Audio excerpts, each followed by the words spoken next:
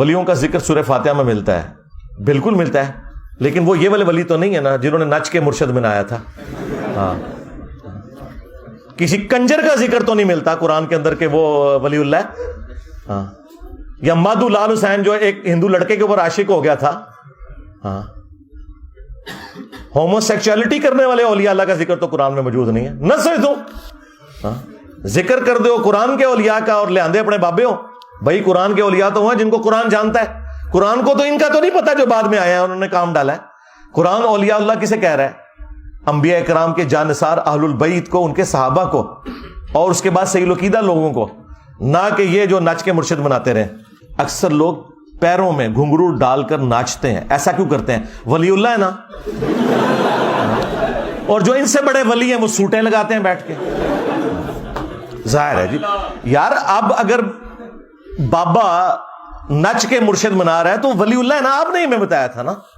تو وہ جو تھوڑی دیر پہلے پرچی آئی تھی نا کہ اولیاء اللہ کے آپ اتنے خلاف کیوں ہیں، یہ ہے جی وجہ، ان کے کرتوتوں کی وجہ سے. یہ اولیاء اللہ نہیں ہے، یہ صرف اولیاء ہیں، یا اولیاء الشیاطین ہے. اولیاء اللہ تو وہ ہیں جو آپ کو اللہ رسول کی بات بتائیں گے.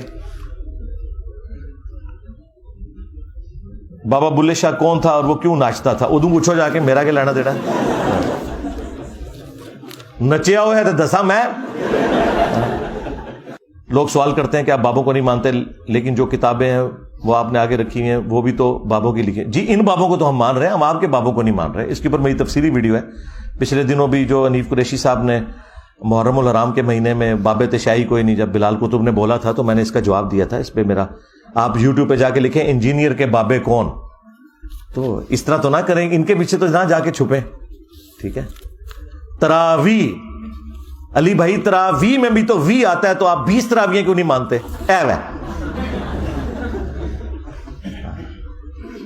علی بھائی حضرت عثمان غنی بھی بنو امیہ سے ہیں اور عمر بن عبدالعزیز، تو آپ بنو امیہ کو برا کیوں کہتے ہیں؟ تو مڑ کے 2 بندے ہی نظر آئے نا، باقی جڑے کرتوت کر کے گئے نا، ہم تو ان کی بات کر رہے ہیں. حضرت عثمان اور عمر بن عبدالعزیز کی بات تو نہیں کر رہے.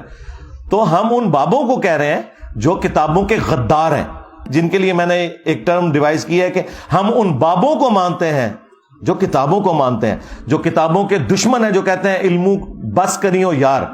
تو جب وہ کتابوں کے دشمن ہے تو عزت تو بابوں کی کتابوں کی وجہ سے ہونی تھی. جب وہ کتابوں کے دشمن ہو جائیں، قرآن و سنت کے دشمن ہو جائیں،